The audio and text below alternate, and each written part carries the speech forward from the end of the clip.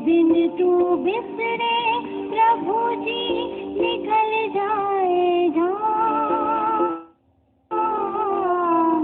श्वासादी माला नाल सिमरा में तेरा नाम।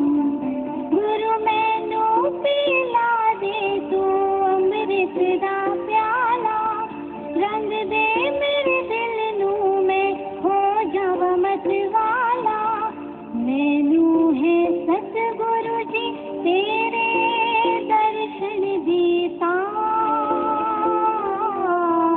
श्वासादी माला नाल सिमरा में तेरा नाम।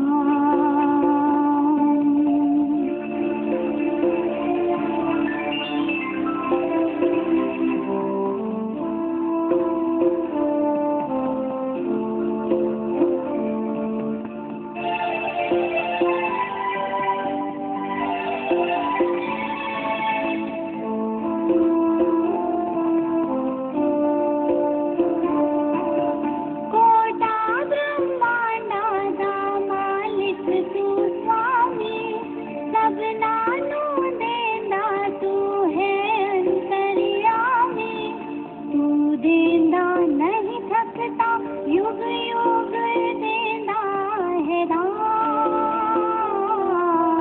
श्वासादी माला नाल सिमरा में तेरा नाम। सदा पकड़ो मेरी बाहें किथे रूल न जावा, सुखा विच रह के तैनू भूल न जावा। चरणा नाल जोड़ो हरि जी मैनू अपना जान, श्वासादी माला नाल सिमरा में तेरा नाम, तेरा नाम, तेरा नाम, तेरा नाम, तेरा नाम।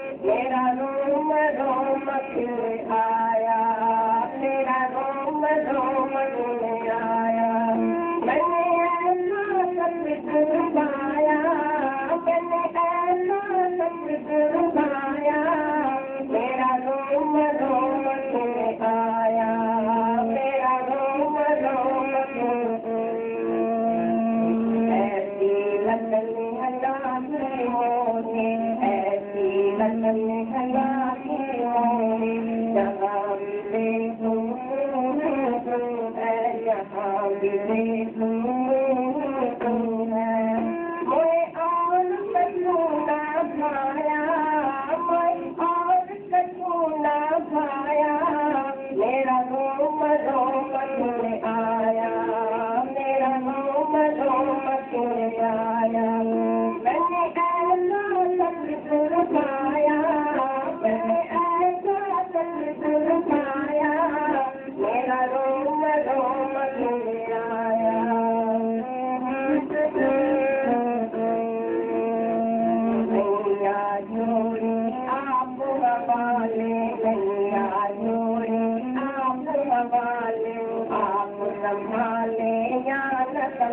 संभाले आप संभाले ज्ञान संभाले मैंने छुटकारा पाया मैंने छुटकारा पाया मेरा रोम रोम से आया मेरा रोम रोम से आया मैंने ऐसा सतगुरु पाया मैंने ऐसा सतगुरु पाया मेरा रोम रोम से आया मेरा रोम रोम से के लिए हो गए साथ बैठते सारे मान लेती दिल का बीमार और उसको तुम दुआ करेगा ये फलाना भगवान इसको ठीक करना जल्दी तो ठीक हो के क्या कहाँ जाएगी जब उसको गुरु भी है अपना तो बैठ के गुरु के रूम में उसको भक्ति करे ना उसी से बातें करे ना तैने में क्यों जाते हैं कोई भी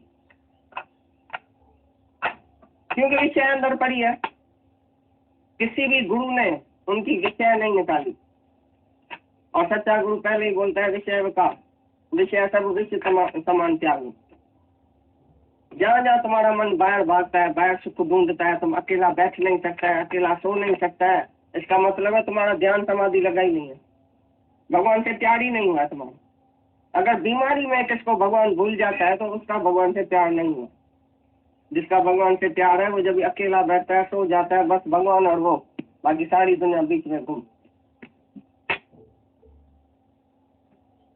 तो बोलता है विषय सब विषय समान त्याग इसका मतलब है कि कहाँ भी बाहर मुख जहाँ जहाँ तुमने मजा लिया है जहाँ जहाँ तुम सुख देखता है बाहर सुख है उधर तुम दुख समझो भाई ये खुशी नहीं है ये सुख नहीं है ये तो दुख है सुख मांगे तो दुख आ गया आवत जिस जिस चीज में तुमने सुख देखा था इसमें सुख है उसमें सुख है उसी से वापसी में दुख ही मिलेगा एक आना सुख 15 आना दुख जो सुख अभी तुमको अमृत समान लगता है उसकी एंड जाए वो तमोगुणी सुख है रजोगुणी सुख है जो विषय विकार से आता है जो सतोगुणी सुख है वो भगवान के भक्ति से आता है परमात्मा के प्यार से जो सुख आता है जो सत्संग में तुम बैठते हैं सुख मिलता है ये सतोगुणी सुख है विषय विकार से जो सुख आता है वो रजोगुणी नींद आलस्य से जो सुख आता है वो तमोगुणी तो जो भगत है वो सात्विक की सुख में रहता है हमेशा अपने अंदर वाले सुख में रहता है जहाँ भी बैठता है एकांत में अपने अंदर शांत मौन हो जाता है जिसको विषय विकार नहीं है जिसने विषयों को जीता है उसके अंदर शांति प्रकट होती है एकाग्रता हो जाती है नहीं तो मन एकाग्र होएगा नहीं इधर भागेगा उधर भागेगा बंदर की तरह जैसे वो मच्छर की आशा रखता है जैसे तुम्हारा मन है तुम्हारा ये शरीर है मसाने में आधा मसाने में पड़ा है अभी तो भी तुम बोलता है ये तो करूँ कमाऊं तो सही अच्छा तो करूँ उसको तो दूं ऐसा तो करूँ ये तो सुख लूं तो सुख में ही तुम्हारी वृत्ति है अभी तक सुख बुद्धि है जब तुम पैसे को सच समझता है बेटे को सच समझता है दुनिया को सच समझता है तो तुम्हारी सुख बुद्धि है अभी तक तो बोलता है जिसको विषय जहर समान है वो अमृत पीता है अभी अमृत कौन सा है वो गुण बताता है तो ये गुण तुम अपने में धारण करेगा तो तुम्हारे अंदर अमृत जैसा जो शांति मिलेगी आनंद मिलेगा तो थोड़ी छोड़ा है खाना भी खाता है घूमता भी है फिरता भी है पहनता भी है क्या नहीं करता है ऋषि गुरु बोलता है विषय जो है वो जब शरीर कोई मर जाए तो विषय छूटे बाकी जब तक शरीर है तब तक कान से देखेगा भी जरूर कान से सुनेगा भी जरूर तो भाई ये जो संत ऋषि मुनि है उसने थोड़ी विषय छोड़ी है बैर से पूछता है सवाल तो जो ज्ञानी भी देखता है लेकिन वो आसक्त नहीं होता है तो उसको फिर देखे तुमने किसको देखा रास्ते में कोई चीज देखा सुंदर कोई लड़की देखा तो तुम पिछाड़ी तक देखता है फिर दूसरे वाली आंख बोलती है वो फिर देखे शुरू फिर तीसरा वाली बोलेंगी फिर देखे ये हुआ आसक्ति और ज्ञानी सैर करते करते सारी दुनिया को देखता भी है लेकिन जिसमें अटकता नहीं है जैसे तुम कैमरा में अंदर रोल डाल के और ऐसा ऐसा करो सबको देखो फोटा नहीं होगा जब टिक करेगा तभी फोटा निकलेगा तो तुम सारी दुनिया को जाके देखो लेकिन जिसको दूसरा वाली देखने की इच्छा होती है ये तुम्हारी आसक्ति दूसरा वाली मिलने की इच्छा होती है मैं फिर मिलूं मैं फिर देखूं मैं फिर खाऊं आइसक्रीम तो बड़ी अच्छी थी फलानी होटल की आइसक्रीम बड़ी अच्छी थी फिर भाई चलो फिर चलो रोज बोलेगा फिर चलो कोई चीज घर में बनती है अच्छी है फिर बनाओ फिर हम खाएंगे फिर भोगेंगे। कोई भी रस तुम एक बारी लिया और फिर इच्छा होती है तो ये हुई आसक्ति। भाई ऋषि मुनि ने भी सब बात ये जो है विषय वो भोगते हैं, विचरते हैं विषय में, तो भी उसमें आसक्ति नहीं है कि फिर देखो वो अपने आनंद में रहता है। क्योंकि ये शरीर है, शरीर में विषय रहेगी, शरीर में विकार भी रहेगा, लेकिन वो विकारों सहित देही नहीं है। प्रारब्ध अनुसार अगर ज्ञानी के सामने भी कोई सुख भोग आ भी गया, प्रवृत्ति में उसकी समझो प्रारब्ध है, राजा जनक की, तो वैसे को सुख देता भी है। 36 प्रकार का भोजन आके रखा है। तुम देखेगा राजा तो बड़े आनंद में बैठा है, मजे में बैठा है, 36 तो कटोरी बाकी की रखी है आके। तो तुम चल के आएगा तो हम तो दाल रोटी खाता है, मुआ तब भी काम क्रोध होता है। और ऐसे राजा को 36 प्रकार की कटोरी आगे रखी है और तो भी इसको कामना नहीं होती होगी। चांदी के बर्तन में सोने बर्तन में खाता है राजा जनक। तुम भाजी फुल्का खाता है तो भी तुमको कामना होती है, और वो 36 प्रकार का भोजन खाता है, लेकिन आसक्ति नहीं है कि मैं खाता हूँ। एक दिन सभी संतों को ये शंका आई है राजा जनक में, भाई इतना भोगता है, इतना मजे में रहता है, इतनी रानियां दासियां, ये वो कपड़ा खाना पीना क्या नहीं है राजा जनक को, ये जरूर गिरता होगा किसी न किसी इच्छा में। तो सभी संतों को बोला हमारे पास आके खाना खाना। तो ऊपर से पतली तलवार, पतली जो है धागे में तलवारें नंगन ऐसा लटका दिया सारे हाल में। नीचे आगे संत साधु बैठा, 36 प्रकार का भोजन उसको खिलाया। वो खाने लगा तो एक संत का जाके ऊपर लगा के, बाबा ये तो देखो अभी हम मर रहे हैं। देखा राजा जनक ने क्या किया, देखो तो सही ऊपर, जिसने ऊपर देखा उसका खाना पीना बाहर निकलने लगा, अंदर जाएगी। बोला कभी जल्दी जल्दी खा के बाहर, जब जल्दी जल्दी खा के बाहर निकला तो राजा जनक खड़ा था। बोला दही वड़ा आज कैसे बना था, इडली कैसे बनी थी, डोसा कैसे बना था। बोला हमने तो खाया ही कुछ नहीं, हमको तो कुछ रस ही नहीं है, हमारा तो ध्यान था ऊपर तलवार में, अभी मरे कि मरे। तो खाया भी जैसे नहीं खाया। तो राजा जनक ने बोला तुमको उसका जवाब मिला। बोला कौन सा जवाब। बोला तुम भी बोलते हैं ना राजा जनक क्या नहीं मजा लेता है। अरे हमारा ध्यान है, अभी ये शरीर है, 2 मिनट के बाद होएगा ही। एक मौत याद है, एक आत्मा याद है, बाकी तो कुछ याद ही नहीं है। शरीर अभी है अभी नहीं है, तो क्या इसको सुख दिलाए। ये तो प्रारब्ध अनुसार मेरे को ऐसी प्रवृत्ति में रहना पड़ता है, बाकी मेरे को कुछ चाहिए थोड़ी, अंदर में कोई आसक्ति थोड़ी है। अभी भी ये सब जल जाए, मर जाए, छूट जाए, हमको कोई दुख नहीं है इसका। ऐसा ही बोला भाई, किसी विषय के बिछड़ने पर अगर दुख होता है तो ये आसक्ति, और किसको मिलने, किसी विषय को मिलने से या प्राप्त होने से तुमको खुशी होती है तो ये है आसक्ति। तो बोले ज्ञानी को ऐसी आसक्ति नहीं होती है। सवाल देखो कितना अच्छा पूछा है राजा ने। आसक्ति का त्यागी विषयों का त्याग, बाकी शरीर से स्वरूप से तुम विषय को त्याग नहीं कर सकते। आंख की विषय देखना, कान की विषय सुनना, मुख की विषय बोलना, खाना पीना, सभी जो ज्ञान इंद्रियां, कर्म इंद्रियां अपने अपने विषय में तो जरूर बरतेंगी, लेकिन मैं भोगता हूँ, मैं करता हूँ, मैं ऐसा करता हूँ, मेरे को चाहिए, बार बार जो इच्छा होती है, बार बार जो वासना होती है, फिर मिले, फिर खाएं, फिर देखें, फिर स्पर्श करें, कौन सा भी इच्छा बार बार जो होती है वो ही है आसक्ति। आसक्ति का त्यागी विषयों का त्याग। देखने की इच्छा होवे तब तक भले गुरु को देखो, भले रोज देखो गुरु को। जब तक उधर की इच्छा होती है तो उसी से निकाल के भले गुरु को देखना रोज। और जब सारी दुनिया से इच्छा चली गई देखने की, सारी दुनिया से वृत्ति निकल गई, तो गुरु की तो आत्मा ही है, गुरु को क्या देखेगा। फिर खुद तुम भगवान बन जाएगा तो देखने की जरूरत ही नहीं पड़ेगी। ये गुरु तुम्हारा दर्शन करने आएगा तो ये भगवान बन गया है, इसको किसी के भी दर्शन की भी इच्छा नहीं है, खुद भगवान है, खुद ब्रह्म स्वरूप है। एक दिन एक शिष्य सारी दुनिया छोड़ के गुरु के पास आया, गुरु जी मैंने सारी दुनिया छोड़ के अभी तुम्हारी शरण में आया हूँ। तो गुरु ने जो लात लगाई, 1 मैल जाके पड़े पड़ा। क्यों गधा, जब सारी दुनिया छोड़ी तो मेरे पीछे क्यों पड़ा है, तुम खुद ही भगवान हुआ ना। जिसने सारी दुनिया छोड़ी वो तो खुद ब्रह्म स्वरूप है, तो मेरे शरीर के पीछे काहे के लिए पड़ा। तुम खुद अपने पाँव पर स्टैंड हो जाओ, पाँव पर खड़ा हो जाओ, भाई मैं भगवान हूँ। गुरु को पड़ा ऐसा आके बताओ। देखना राजा जनक पीछे, थोड़ा ही टाइम पीछे देखो क्या बताता है। गुरु मैं क्या नहीं हूँ, मैं तो विश्व को धारण करने वाला, मैं आत्मा, मैं परमात्मा, अभी किसको नमस्कार करूं? मैं अपने को ही नमस्कार करूं। तो गुरु को खुशी होगी, कोई दुख नहीं होगा। तो अरे मेरे को क्यों नहीं करता है, अपने को क्यों करता है? उसको उसी दिन खुशी होगी जिस दिन तुम अपने को करेगा। जिस दिन गुरु को करेगा तो गुरु को दुख है, तो ये गधा अभी सुधरा नहीं, अभी अपनी आत्मा को पहचाना नहीं है, अभी मेरे पीछे आके पड़ता है तो ये भगवान है। ये भगवान नहीं है, पहले तुम भगवान है।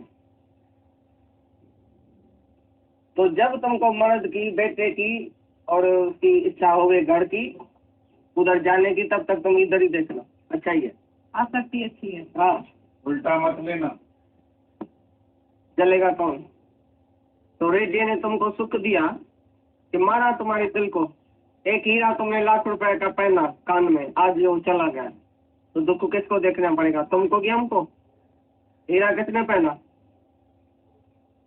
तो जब भी तुम हीरा पहनते हैं, पहले अपने अंदर से देखना, भाई ये चला जाए तो मेरे को दुख तो नहीं होगा, तभी पहनना, नहीं तो नहीं पहनना। जब शादी करो तो बाजू में जो तुम्हारी औरत बैठी है या मर्द बैठा है, तुम अपने अंदर से पूछना, ये अभी का अभी मर सकता है, तुम दुखी तो नहीं होएगा? नहीं तो नहीं शादी करना, बंद है तुम्हारी शादी, कुआरा होके रहो तो अच्छा है। तुम जब भी शादी करेगा तो पहले तो उसमें आसक्ति डालेगा, ये हमारी औरत है, पीछे चलेंगी, साथ जिएगी, हमारी सेवा करेंगी, ऐसा करेगी। अरे अभी का अभी मर सकता है, ये अभी का अभी तुमको विधवा बना सकता है। तुम कैसे शादी करता है? शीशे के रांधी के शादी करता है, सब शीशे का रांधी का है। बेटा पैदा होता है, बड़ा खुश, आज छठी है, आज जन्मदिन है, आज ऐसा है, आज है। अरे उसके मरने के टाइम तुम क्या करेगा? इतना ही रोएगा। जितना खुशी करेगा उतना तुमको रोना पड़ेगा। तो भले खुशी करो, लेकिन अंदर में समझो ये अभी जाने वाली चीज है। तो खुश होके क्या करता है, और जाने में तुमको कितना दुख होएगा वो समझ लेना। दिल तो लगाना बड़ा आसान है, दिल तो लगा दिया, ये मेरा है, ये मेरा बेटा देके खुश होता है। लेकिन जब वो बिछड़ जाएगा तो तुम खुश होएगा? जब बिछड़ने पे तुम शांत रहो, खुश रहो, तो खुशी भले करो। हम तुम्हारी खुशी रोज करता है, रोज तुम्हारा जन्मदिन होगा ना, हम केक खाएगा, लेकिन तुम्हारे मरने पर दुख नहीं करेगा। इसके लिए हमको खुशी करने की, हर खुशी करने की हमको इजाजत है, हक है हमको खुश हो रहने का, क्योंकि तुम सबकी शादी हमारी शादी। तुम शादी करो, मैं आइसक्रीम खाएगा, आएगा नई साड़ी पहन के, लेकिन तुम जब विधवा होगी हम रोएगा नहीं तुम्हारे साथ, ये समझ लेना। तुम भी ऐसा हो जाओ, तुम्हारे को बेटा पैदा होगा, हम छठी पढ़ाएगा, पकौड़ा समोसा खाएगा, लेकिन मरेगा हम नहीं रोएगा। हम खुशी करेगा, लेकिन रोना हम नहीं जानता। खुशी भी हमको पता है कि तुम्हारी खुशी टेम्पररी है, हमको तो हमेशा के लिए खुशी है, वो खुशी हम बांटने के लिए आते हैं। ऐसा नहीं कि तुम्हारी शादी में, तुम्हारी छठी में हमको खुशी आती है। हम तो तुम्हारे ऊपर हंसता है तो कौन सी छोटी छोटी खुशी में तुम खड़े हैं, लेकिन दुख के टाइम तुम तैयार है? दुख के टाइम के लिए जब तुम तैयार रहो तभी खुशी करना। राम तीर्थ ने बोला है, तुमको प्यार करने का भी तभी हक है जब बिछड़ने से दुख नहीं होवे। भले सारी दुनिया को प्यार करो, तुम फंसेगा ही नहीं, लेकिन जिसको तुम प्यार करेगा उसमें फंस जाएगा। अज्ञानी, देहध्यासी, जिसको एक बार देखेगा फंस जाएगा। जिसको देखा, जिससे बात किया, जिससे मिला, बस फंस गया। फिर बार बार उसको मिलने की जरूरत पड़ेगी, और जब वो मरेगा, दुखी होगा, बिछड़ जाएगा, तुमको दुख देके जाएगा। ये है तुम्हारी विषय। तो बोलता है जब प्राप्ति होती है तुमको विषय की, तभी गिला नहीं रखो उसमें, भाई ये चीज मिली तो सही, हमको शांति आई। कभी तो हम इच्छा करते थे कब मिलेगी कब मिलेगी, मिला, शांति आई। ये लव मैरिज करते हैं, भाई जब भी मिला मर्द, फिर झगड़ा उसी से। अरे भाई तुमने तो बोला था कब मिलेगा, फिर झगड़ा क्यों? मिलने के बाद भी खुशी नहीं है। बेटा मिला, नहीं मिला तो दुख, जब भी मिला तो फिर दुख दूसरा शुरू हो गया। तो गिला नहीं रखो ना भाई, जब भी नहीं था तो भी हम दुखी थे, जब मिला है तो भी दुखी है। रोज उसकी बीमारी, वो पढ़ता नहीं है, वो लिखता नहीं है, वो सुधरता नहीं है, वो आता नहीं है, वो जाता नहीं। कौन सा बेटे में तुमने सुख देखा है? किस बात में तुमको सुख मिला? जवानी में सुख है, पैसे में सुख है, तंदुरुस्ती में सुख है, मर्द बेटे में सुख है, किस बात में सुख है? तो जो तुमको प्राप्त है अभी, उसमें तुम गिला नहीं रखो, ये गहरा। तो ये आज है कल नहीं होएगा, किसके ऊपर हम खुशी करें? छा दुनिया जो आए नजारो ढेर वारी खास है, छा दुनिया में तो बचे बस बेकरारी खास है। बेकरारी नाव में दी निराशाई तुमको ही देखनी पड़ेगी। जो आसक्त मनुष्य है उसको खिल खिल में दुख देखना पड़ेगा। आसक्ति वाला मनुष्य हमेशा दुखी रहता है, कभी उसके मुंह में खुशी नहीं देखेगा, थोड़ी टेम्पररी खुशी, थोड़े टाइम की खुशी, फिर दुख। ये आसक्ति का त्याग ही सच्चा त्याग है, यही वैराग है कि हम आसक्त किसमें नहीं होने कि ये मेरा है, मेरे को मिले, कब मिलेगा, ये बिछड़ न जाए, ये दुख, ये डर, ये मर न जाए, ये चला न जाए। कौन सी भी राजाई तुमको मिलेगी दुनिया की, कौन सी भी कुर्सी मिलेगी हिलने वाली, हिलता रहेगा तुम। इंद्र का तख्त मिलेगा तो भी हिलता रहता है, इंद्र बेचारा सुख शांति में नहीं सो सकता है, सारा दिन तख्त हिलता है। अरे कोई भक्ति न करे, मेरा तख्त न छूट जाए, कोई मेरे से न बड़ा हो जाए। ऐसी तरह से दुनिया में सब अशांत है, दुखी है, सगल सृष्टि का राजा दुखिया, बस हर का नाम जपत है सुखिया। हरि के नाम में जितना सुख है, शांति है, उतना राजाई में सुख नहीं है। ये है विषय के आसक्ति का त्याग, यही है विषयों का त्याग।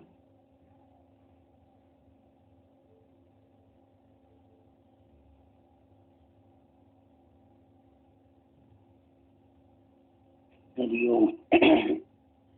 अभी कैसे भगवान की गति को, कैसी समझ, कैसी वाणी चल रही थी कि एक बार यदि ध्यान से समझ जाए कोई तो कुछ बचे ही ना।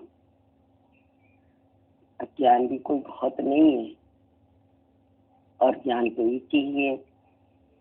ज्ञान माने समझ। कैसे हम देखते हैं सारे समय गुरु वही सच की समझ हमें देने में लगा हुआ। एक बार ये समझ जाएगा तो इसका सारा ज्ञान निवृत्त हो जाएगा। इसीलिए इसको एक दर्द, एक करुणा है, पीड़ा है कि कैसे ये समझ जाए। ज्ञान की महत्व शास्त्रों के कोई वचन नहीं है। ज्ञान माने समझ का खुल जाना। अभी आप कहोगे क्या हम लोग ना समझते, मूर्ख थे? सब मूर्ख, क्योंकि मुंह रखते बैठे थे मैं फलाना मैं फलाना, ये सब मूर्ख। और यहीं से सारी गड़बड़ी शुरू हो गई। जैसे ही ये समझ खुली कि अरे चेतन सत्ता ही सर्वत्र है, उसके बिना कुछ भी नहीं है। सारे शरीर जो दिखाई दे रहे हैं ये तो वस्त्र मात्र है, ये वस्त्र मात्र है। आपकी गीता में भी लिखा है काया प्रिय ये वस्त्र है जिसमें धारण करके आया, पर वास्तव में मैं चैतन्य स्वरूप। ये सच बार बार गुरु हमें समझाना चाहता। और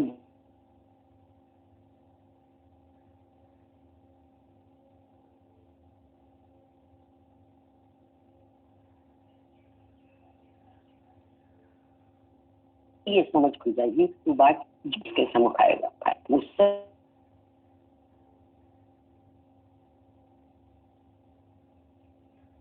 तो हमें कुछ सोच नहीं लिया, किसी विकार से दिमाग ही नहीं लगा। मेन मतलब इतना सा है कि हम गुरु की समझ को धारण करें। गुरु केवल और केवल एक सत्य की समझ देना चाह रहा है, और जब ये समझ हम धारण कर लेंगे तो हमारे कल्याण में कहीं कमी नहीं।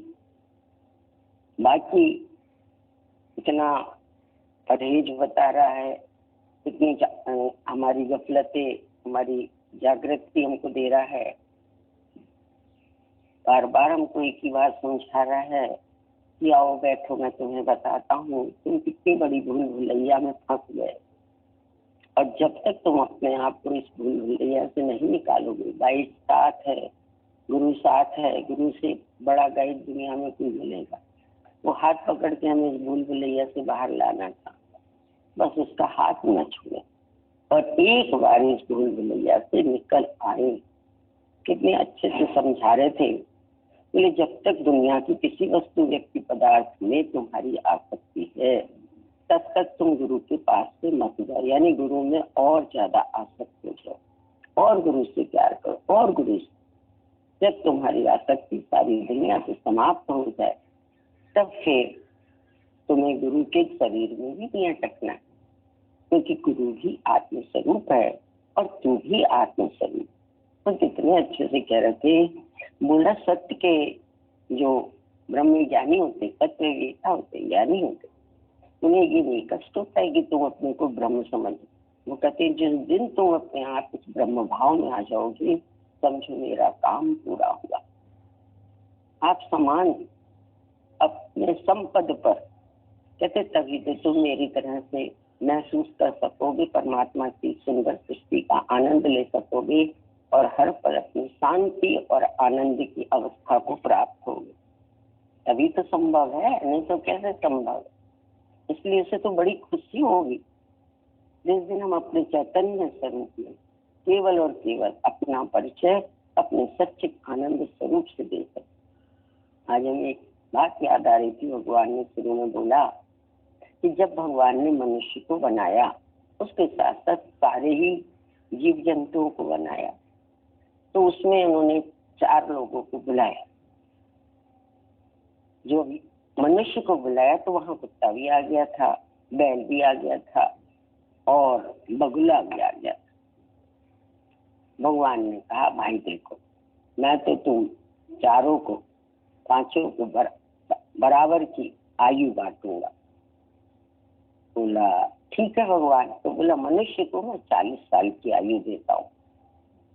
फिर कुत्ता आ गया है, बोला भगवान हमारे लिए क्या आज्ञा? बोला तुम्हारी 20 बाई, और इसी तरह से 20 बगुला की, 20 बैल की और 20 कुत्ते, और मनुष्य को 40 वर्ष की आयु दी। तो सारे के सारे तो शांत थे, पर मनुष्य असंतुष्ट था। कहने लगा भगवान 40 साल में मैं करूंगा क्या? कुछ भी तो नहीं कर पाऊंगा, मेरी बहुत कम आयु, मुझे आयु और बढ़ाई। बोले देखो भाई मेरे पास तो न्याय है, मैं तो न्याय करता हूँ, मैंने जो दे दिया सो दे दिया। उसी समय बैल आगे बढ़ा, बोला हे मनुष्य तू मुझसे 10 साल ले ले, मैं क्या करूंगा, इस बोझ को कब तक ढोऊंगा। इसी तरह से सबने मिलकर अपनी आयु से प्रदान करी। मनुष्य 100 वर्ष की आयु का हो गया, क्योंकि सबको 40-40 साल की मिली थी आयु, तो सबने 20-20 साल मनुष्य को दे दिए, क्योंकि भगवान ने तो सबको बराबर की दी, चारों सबको। और जब उसकी संतुष्टि नहीं थी तब सबने 20-20 साल अपने दे। वही उसी को बता कि भगवान बताते हैं कि देखो 40 साल तक मनुष्य कितना फ्री प्रश्न जीता है। बहुत कम रेयर केसेस है जो 40 के मध्य कोई बीमारी, हारी, दुख, तकलीफ या कोई चिंता, सोच, फिक्र, और मोस्टली 40 साल वो अपना जीवन जीता है। यहाँ तक भी कहते हैं कि 40 साल तक उसके निरंतर खून का आदान प्रदान होता रहता है, यानी खून उसका अपना बनता रहता है। उसके बाद आता है बैल की योनि।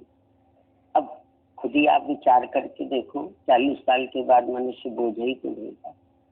शादी कर ली, बच्चे हो गए, उनकी चिंता, उनकी फिक्र, उन्हें पढ़ाना लिखाना, कहाँ रहना, सारे समय उसका दिमाग एक बैल की तरह से नहीं महसूस होता है। जैसे बैल बोझा ढोता है तो उसे 2 टाइम चारा मिलता है, ठीक इसी तरह से ये जीव भी बोझा ढोता है और 2 टाइम भोजन करता है। फिर उसके बाद कहते 20 साल के बाद फिर उसकी जो आयु होती है वो कौन सी वाली होती है? बोला होती है बगुला हो गया, सोचता है अब उम्र हो गई। फिर आती है आयु कुत्ते वाली। क्यों? क्योंकि जब बच्चे बड़े हो जाते हैं और सुनते समझते नहीं हैं तो बोलते ही रहता है, अरे ऐसे करो वैसे करो, ये उचित है ये अनुचित है। तो बोला देख के तुम ध्यान देना कि वो बक बक बक बक जो वो करता है तो क्या वो मनुष्य नजर आता है? तो चूंकि कुत्ते से उसने 20 वर्ष लिए तो उसके अंदर कुत्ते के लक्षण आ गए। उसके बाद उसकी आती है जैसे वो उसकी तरह से, जैसे वो खड़ा हो जाता है नदी के किनारे और ऐसे एक पैर पे खड़ा रहता है, बगुला भगत उसको कहते हैं, कि जैसे कितनी भगवान की भक्ति कर रहा है, लेकिन ध्यान का होता है उसका मछली। जैसे ही मछली कोई किनारे आती ढंग से वो अपने चोंच से दबा ले। बोला ठीक इसी तरह से इसके बाद की आयु मनुष्य की इसी प्रकार जाती। सब तरफ से धक्के धोखे खा के जब वो देखता है कोई सुनता ही नहीं है, सच बात है, अपने भगवान से मन लगाऊं, तो जब वो बैठता है भगवान के मंदिर पे तो दिमाग उसका कहाँ रहता है? वही घर परिवार रोजगार इसी सब में उसका चला जाता, और इस प्रकार से वो उस योनि के पास रहे। तो ये बताकर भगवान ने बोला कि देखो, इसने मांग के जो लिया उसमें से एक दिन भी सुख चैन की न नींद आई न खुशी, दिनों दिन इसके सर पर बोझ और इसकी गति को गति होती चली गई। तो वैसे भी आप जानते हैं, मांग कर कुछ भी लो तो उसमें कुछ सुख नहीं है। मांग कर तुमसे खुशी लो, ये मुझे मंजूर, इसका मांगी हुई खुशियों से भला हो। तो उस समय तो उसको बुद्धि नहीं आई और उसने उनसे भी ले लिया। सोच है मनुष्य और जानवरों से आयु ले ली, है ना, विचारने की। तो कहते हैं इस प्रकार से वही व्यक्ति इस 40 के अंदर ही अंदर जब भगवान से इसका मिलना हो जाता है, गुरु से मिलन हो जाता है, तो उसका भाग्य खिल जाता है। बोला वही व्यक्ति जब गुरु से मिलन कर लेता है इस 40 साल की उम्र के अंदर ही अंदर, तो चतुर्भुजी भगवान का रूप ले लेता है। अच्छी तरह से ज्ञान का श्रवण करते समय अपनी शक्ति होती है, मस्तिष्क भी बहुत सुंदर होता है, कैचिंग पावर भी सब बहुत अच्छी होती है, ज्यादा कोई जिम्मेदारियों का बोझा नहीं होता। तो किसी हद तक वो अपना आप का होता है, अपने ऊपर उसका अपना पूर्ण अधिकार सा होता है। उस समय गुरु के मिलने से वो अपने आप को विकारों से रहित कर सकता है, आसक्ति रहित कर सकता है, सत्य की समझ के बाद जगत में रहते हुए उपरामता को प्राप्त हो सकता है।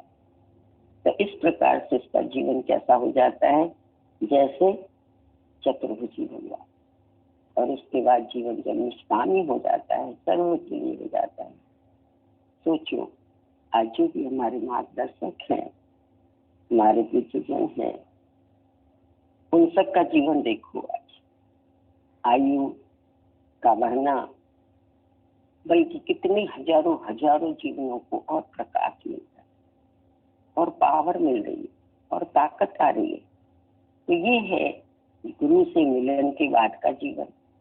और वो है कैसे संसार में नित्य नित्य आदमी अपनी मानस योनि से हटकर कैसे पशु योनि को प्राप्त हो जाता है। ये बताकर ही भगवान बताते हैं कि वो बड़े भाग्यशाली हैं जिनको जीवन में गुरु मिल जाता है, और समय रहते हुए गया तो समझो उनका कल्याण हो गया। रामदेव जी ने बोला जब तक लड़का को आ रहा है तब तक समझो इसका अपने पे अपना पूर्ण अधिकार है। शादी होते ही आधा हो जाता है और बच्चा होने के बाद तो उसका अपना अस्तित्व ही नहीं रहता। तो ये सब बातें हमें यहाँ से सबको समझ में भी आ रही है। अब बात सिर्फ इतनी है कि रहो तुम संसार में भले सर्व के बीच रहो, कुछ छोड़ना नहीं, त्यागना नहीं, भागना नहीं, पर रहना अब कैसे जाग के। शरीर जो काया भगवान ने दी है, कार्य के लिए कार्य करे। जैसे वायु का काम चलना है, सूर्य का काम तेजोमय रूप देना है, माने सारे संसार को प्रकाश देना है। ऐसे ही अपनी ये काया भी सेवा में कोई कमी न रखे, पर इसका कोई संबंध भाव न रहे। संबंध के कारण सेवा में वो बात भी नहीं रह पाती है और चिंता ज्यादा बढ़ पाती। आप देखो, एक संबंधी कितनी जल्दी थक जाता है हॉस्पिटल में रह के, और उसी हॉस्पिटल में एक नर्स, एक डॉक्टर कितने मरीजों को देखते हुए दिन रात सेवा करते हुए भी कभी ऐसी थकान का एहसास नहीं कराती। तो यही अंतर है।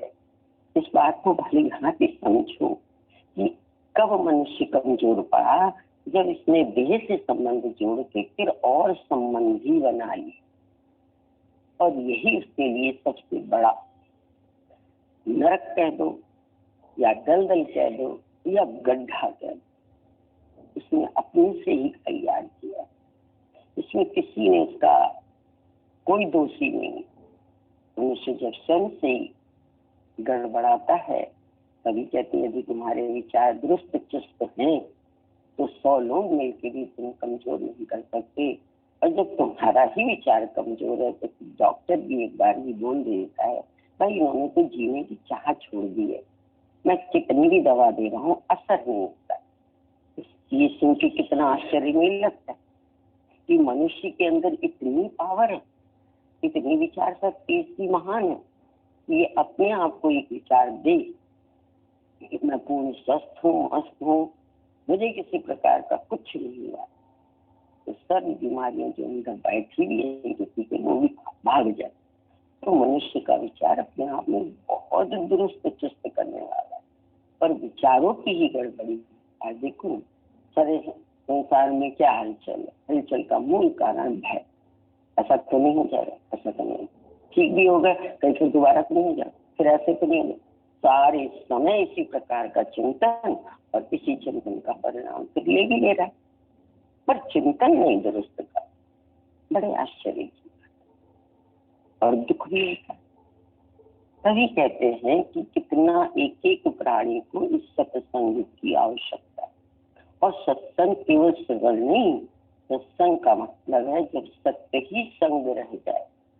कितना ही मन झकझोरे, इतनी बुद्धि आंखें भी देखे, सब कुछ दिख रहा है, लेकिन अंदर वाला कहे नहीं, ये सब मिथ्या है, परिवर्तनशील है, अन्य जानी पानी कुछ भी नहीं हो रहा है, वही हो रहा है जो होना था। ऐसा जब अंदर से दृढ़ता को प्राप्त हो जाएगा तो सामने भी दृढ़ता दे सकता है, किसी को पावर दे सकता है, शक्ति दे सकता है। और ये बात आज मानो, कल मानो या और दिन बिताते मानो, कभी भी किसी की अकाल मृत्यु नहीं होती। यहाँ कभी भी संसार में अनहोनी नहीं होती। होनी तो होकर रहे, अनहोनी ना हो, ये निश्चित जानो।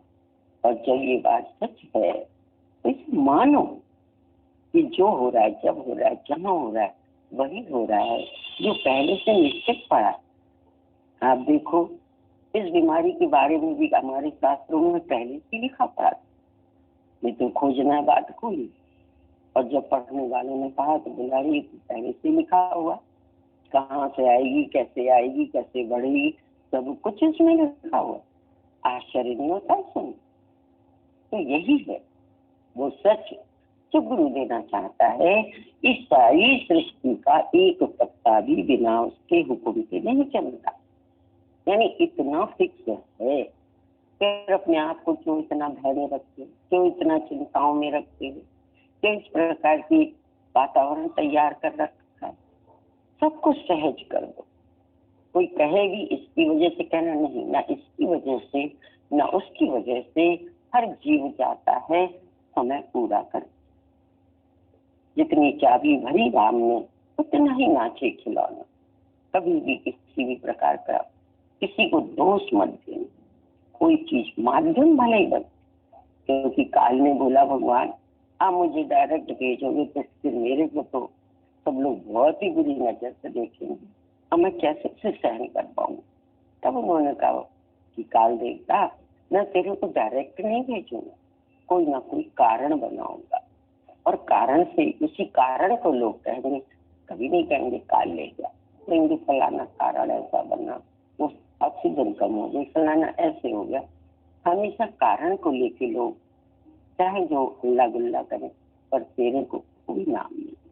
तो ये नारायण की लीला है, उसने अपनी रचना रची है, वही इसकी पालना कर रहा है। ये भी हमारा भरम था कि हमने बच्चे पाले, हमने घर बनाया, हमने ये करा, सब हमारे भरम टूट गए गुरु के ज्ञान से कि सब कुछ हो रहा है, कोई कुछ कर नहीं रहा है। तो ये बार आप देखो, बहुत आप मकान के लिए जमीन भी खरीद लेते हो, बहुत अंदर में शौक भी होता है, ये करेंगे ऐसे करें, पर एक ईंट नहीं रखा पाते अपने जीवन काल में। इसका मतलब समझो कि तुम्हारे द्वारा नहीं बनना था, इसलिए तुम एक ईंट भी न रखा था। और कभी आप देखो किसी को छोटी सी उम्र में क्या से क्या कर देता है, आपके मुख से निकल जाता है, अरे इसने तो छोटी सी उम्र में इतना कर दिया, इतना कर। फिर उसके बाद शरीर भी उसका पूरा हो जाता, तो कहते रहे इतना सब फैला के चला गया। वो आया था हिसाब किताब का भुगतान करने, थोड़े समय में सब उसका भुगतान हो गया, अब तो जबरदस्ती थोड़ी से पकड़ के रखता। तो ये सारा का सारा संसार जो तुम्हें, जिन्हें तुम मैं मेरे भी कह रहे हो, ये सब ये जग कर्मों की खेती। हर प्राणी कर्मानुसार धरती पे अपने कर्म का खेल खेल कर संबंध जोड़कर जबरदस्ती अपने आप को त्रस्त कर रहे, चिंतित कर रहे, परेशान कर रहे, दुखी कर रहे, और सुंदर सेवा भी नहीं हो पाती। यदि नारायण की रचना जानोगे, परमात्मा का सारा स्वरूप जानोगे, तो नारायण सेवा करोगे ना, भगवान देख के सेवा करोगे। इस काया से सेवा का काम लोगे, भक्ति भाव से या संबंध भाव से चिंता करो। दोनों का अंतर समझ जाओ।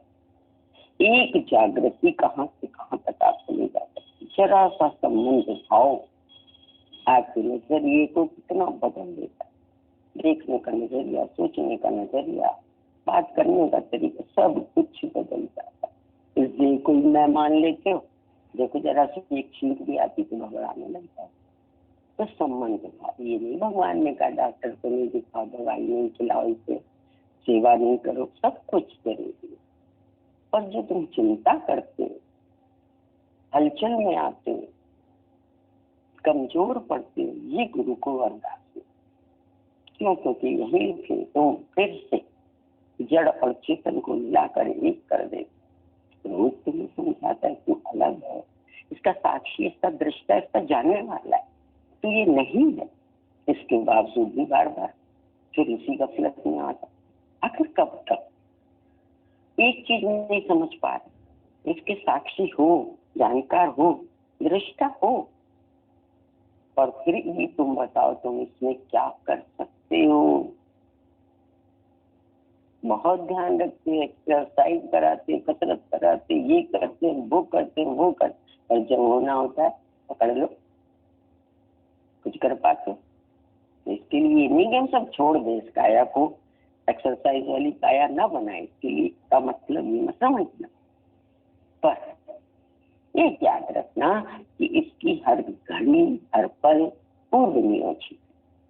कभी कभार स्वस्थ व्यक्ति एकदम घर से निकलता है और मालूम पड़ा घंटे भर बाद दिखाई नहीं दे, तो समय आ गया। हमेशा याद रखो, ये सृष्टि समय चक्र पर चल रही है और समय का गोला हर समय घूमता है। सबका समय, केवल एक ही शब्द मुख से निकाला करो। कोई किसी तरह की खबर दे, कोई बात करे, या अपने आसपास देखते या घर के अंदर, तुरंत को समय आ गया। सब समय के खिलौने। समय से एक घड़ी पहले और एक घड़ी बाद भी श्वास नहीं छूटती, कभी इसका अनुभव करना। कई बार आप चाहते हैं अरे राम इसकी सांस कैसे अटक रही है, एकदम इसका शरीर कैसा शिथिल हो गया है, कि भगवान अभी इसकी सांस कहाँ अटकी हुई है, क्यों नहीं इसकी पूरी तरह से मुक्ति हो जाए। लेकिन जितनी सांसें उस जीव को लेनी है, उतनी जब वो ले लेता है, उसके बाद ही इसका खटका दबता है। ऐसा ये खिलौना, ऐसा इस रहस्य को जान जाओगे, समझ जाओगे, तो निश्चिंत सोओगे, निश्चिंत उठोगे और सेवाधारी शरीर से वैसी सेवा मौन में करोगे जैसे पंच तत्व, पंच 5 तत्वों का ये सारी सृष्टि सेवा कर रही है। 5 तत्व मिलकर वैसे ही काया रूपी ये 5 तत्व का जो पिंड है, ये निरंतर सेवा, सेवा के लिए सेवा, और उसमें कुछ भी प्लस करने की जरूरत नहीं।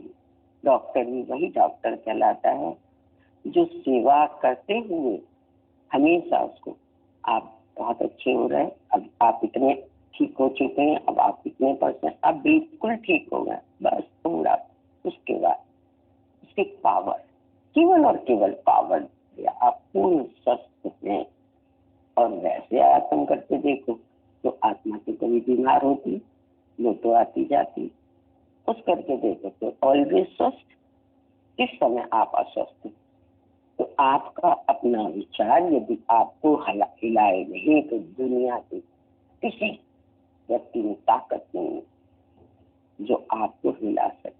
अपने इस बल को पहचानो, अपने स्वरूप को जानो, अपनी सत्यता से जुड़ो, अहम ब्रह्मास्मि। और इस काया को भी बार बार एक ही चीज का एहसास कराओ कि अपने लक्ष्य से मिलकर जब तक तू एकाकार नहीं होगी, बार बार तुझे फिर से गर्भ में आना पड़ेगा। संसार में किसी भी चीज में अटका यदि मन, तो पुनः उसको आना पड़ेगा। बताया ना कल भी आपको कि भगवान अपने पवित्र बालक को पूर्ण पवित्रता के बाद ही अपने में मिलाकर एक करता है। जरा सा भी उसमें जीव जगत की वासना देखता है तो उसे एक चक्कर और चलवा देता है, धरती को।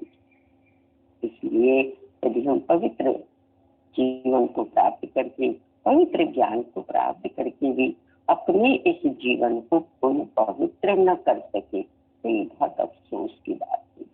इसलिए पूरी तरह से इसे पूर्ण पवित्र करो। जैसा ये संसार में आया था पाक पवित्र, वहां तक ले जाओ, पूरा ध्यान खींच के इस पे लगाओ। बाकी सब काम रूप में चल रहे हैं और चलते रहे। तन मन धन ये अपने आप ऑटोमेटिक जहाँ जैसी आवश्यकता है सेवा कर रहा है। इसलिए परेशान होने की जरूरत नहीं है। पर विचार इतने दुरुस्त और चुस्त रखो। नर से यदि दुरुस्त चुस्त मुस्कुराती हुई सामने आती है तो पेशेंट का आधा दर्द तो वहीं दूर हो जाता है। मुझे भी याद आता है जब डॉक्टर वजीजा हमारे सामने हंसती खिलाती आती थी तो देख के लगता था कि डॉक्टर हो तो ऐसा यही काम गुरु का है। उसकी समय हमसे जब पूछते थे आज आप जैसी डॉक्टर पाकर आप बताइए कौन सा पेशेंट गड़बड़ हो सकता, दोनों खिलखिलाते रहते। तो वही है कि आप में बहुत बड़ी पावर है।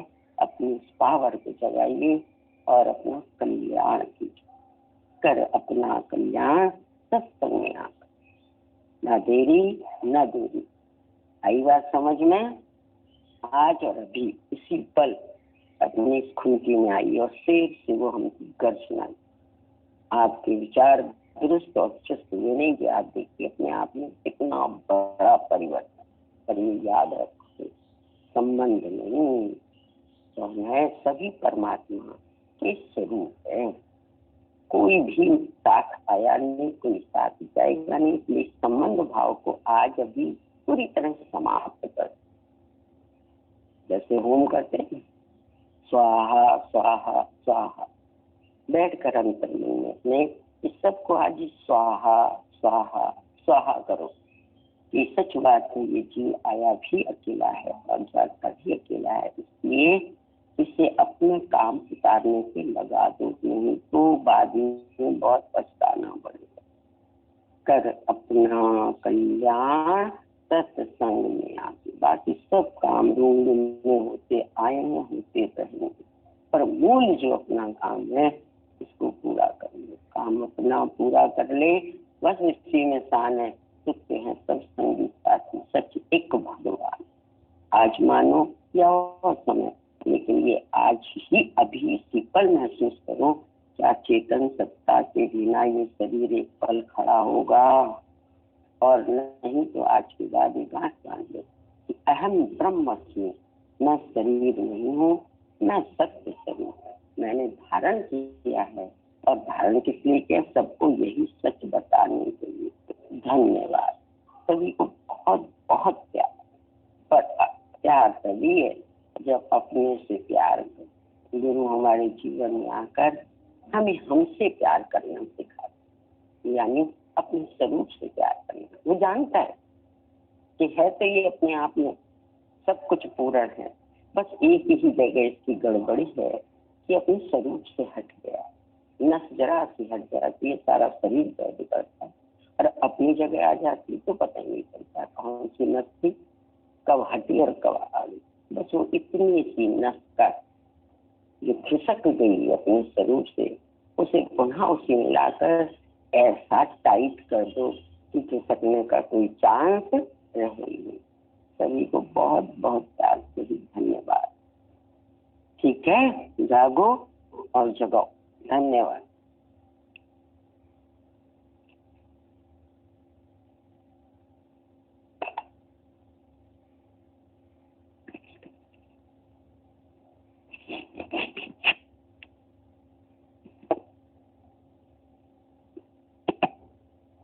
हरिओम। देखो कैसे प्रकृति ने नए स्वरूप लेकर के और सबको मई जून में घर बैठे हिल स्टेशन की मौज दे रही है। बोलेंगे आउटिंग पे जाते थे और ये हम लोगों का मई जून छुट्टी होती थी, प्लानिंग करते थे, बाहर जाते थे। अभी तो कल बता रहे थे भगवान, कल की परसों बोला एक महिला जो है वो डाइनिंग टेबल के चारों तरफ चक्कर काट रही थी। तो पूछा किसी ने कि तुम कर क्या रही हो? तो बोली आउटिंग पे निकली हुई हूँ। फिर थोड़ी देर में देखा तो बैग लेकर के चक्कर काट रही थी। तो बोला अभी तुम क्या कर रही हो? बोला आउट ऑफ स्टेशन जा रही हूँ, और उसी डाइनिंग के चारों तरफ चक्कर काट करके अपना दिल बहला रही। देखो माया में सबको अपना दिल बहलाने के लिए कुछ कुछ करना पड़ता है ना, कि कभी ऐसे अपने को खुश रखें, अपना दिल बहलाएं। लेकिन हम सब कैसे गुरु की कृपा से अपने आत्मानंद में मस्त बैठे हैं और इस मस्ती में झूम रहे हैं। मन मस्त हुआ फिर क्या बोले, हीरा पायो गांठ गठायो, बार बार वको क्यों खुले। भले प्रकृति सैर कराए, भ्रमण कराए, भले किस स्थान पर रखे, जैसी भी लीला बन के आए। रस स्वयं का अब मैं पीता हूँ, नित्य खुद ही में मैं रहता हूँ। अभी गीता भगवान की वाणी हम लोग सब सुन रहे थे कि कैसे राजा जनक के ऊपर लगाई भी गई ये बात, एक संशय रखा लोगों ने, ब्लेम लगाया भाई इतने सुखों के बीच में और ये कैसे विधेय हो सकते हैं, अनासक्त हो सकते हैं। प्रैक्टिकल दिखाया उसने कि सारे रस इतने पकवान बनवाए, इतनी चीजें बनवाई, महीन धागे से सबके सिर पे तलवार टंगी थी, एक की निगाह गई सबकी गई। सारे विद्वान जिनका प्रीति भोज था, खाने में किसी का मन ही नहीं, कैसे इस जगह से जल्दी निकले। हवा चल रही है, कब एक तलवार सारी तलवारों के धागे काट देगी और ऊपर से तलवारें गिरेंगी और क्या होगा। बाहर कैसे राजा जनक खड़े थे और सबसे पूछ रहे थे दही बड़ा कैसा बना, ये कैसा बना, वो कैसा बना। और फिर आखिर लोगों ने ये बात रखी, बोला देखिए सच्चाई ये है कि हमें यही नहीं पता कि आपने क्या बनवाया। हम सबका ध्यान उस तलवार की तरफ था जो कभी भी गिर सकती थी। राजा जनक ने उनको प्यार से समझाया, बोला जो सदैव अपने सिर पर मृत्यु की तलवार को रखता है वो किस रस में अटकेगा, किस रस में अटकेगा। अभी तो केवल यहाँ तो जो परिवेश में इस समय बात है, वे अचानक ही उसका शरीर, इसका शरीर, उसका शरीर जाना, पर ज्ञानी तो मौत की तलवार लटका के ही रहता है। लटका के रहने का मतलब कोई वो डरता नहीं रहता है या निराशावादी होके नहीं रहता कि उदास मायूस होकर के जीवन में जीता है। विचरण करता है पर अंदर अनासक्त योग है। रस वो बाहर से नहीं लेता, क्योंकि जो रस हम बाहर से लेंगे वो जब हटा दिए जाएंगे, छुड़ा दिए जाएंगे, तो हमारा जीवन भी नीरस हो जाएगा। इसीलिए आप देखो संसार में कभी तो बड़े खुश नजर आते हैं तो कभी दुखी नजर आते हैं, कभी कैसे तो कभी कैसे। हसरत भरी लोगों की खुशी पल पल में रंग बदलती है।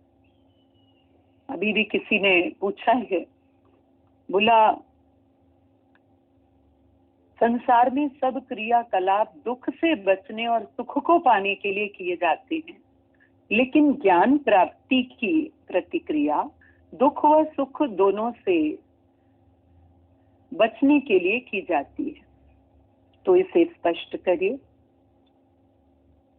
ये सच्चाई है कि सुख के हेतु सब भटक रहे हैं, पर सच्चे सुख का चूंकि उनको पता नहीं है, इसीलिए वो बाहर से रस, बाहर से साधन, सुविधाएं, ये सब जुटाने में लगे रहते हैं।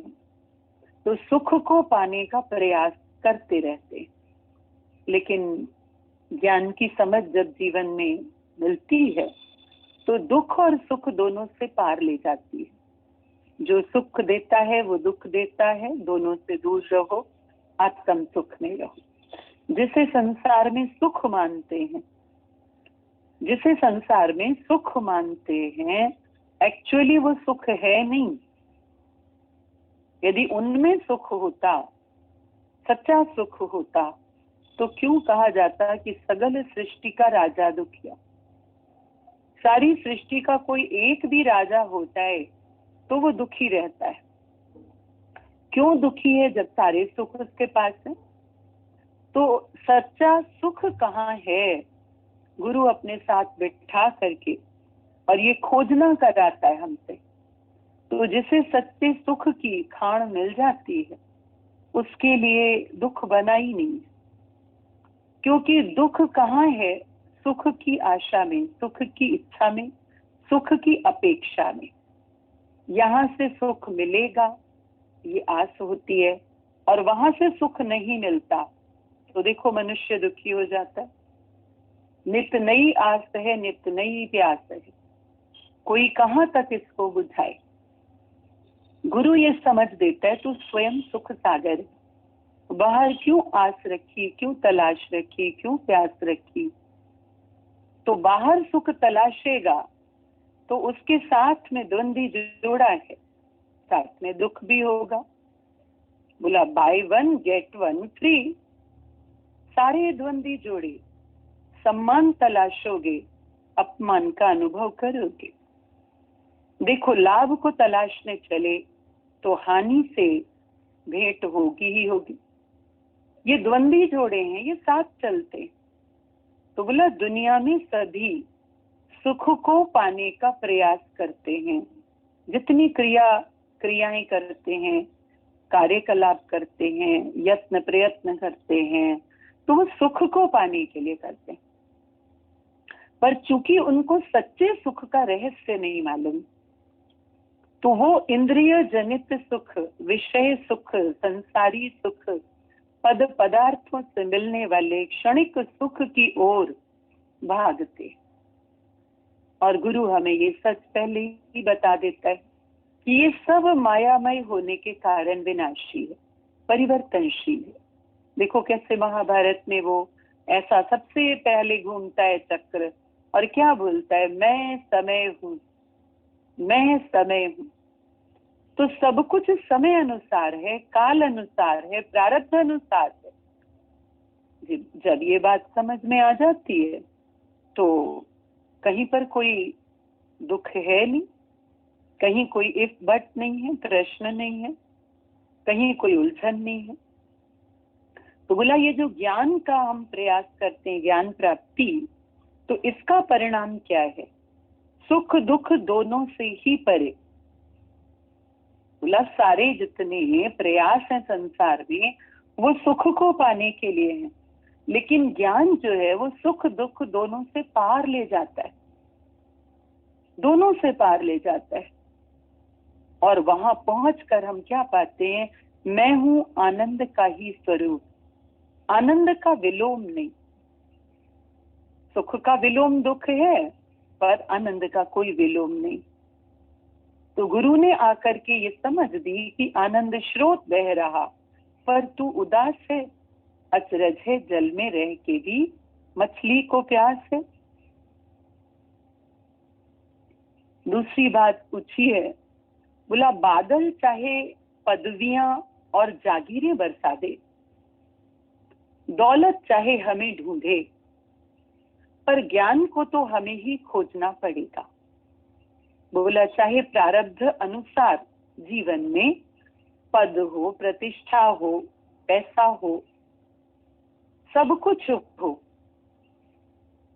लेकिन ज्ञान की खोज यदि न की, सत्य की खोज न की, आनंद की खोज न की, तो पुरुषार्थहीन होकर के, और हमारी वही दशा होती है, सकल पदार्थ है घर माही, कर्महीन नर पावत नहीं। तो ये सारी चीजें, पद आज मिलता है कल जा सकता है, जागीर आज मिलती है कल जा सकती है, दौलत आज आती है। दौलत को तो दादाजी ने बोला 2 लाख है, आती है तो ऐसी लात लगाती है कि आदमी ऊपर ही देखने लगता है, नीचे वालों को देखता ही नहीं।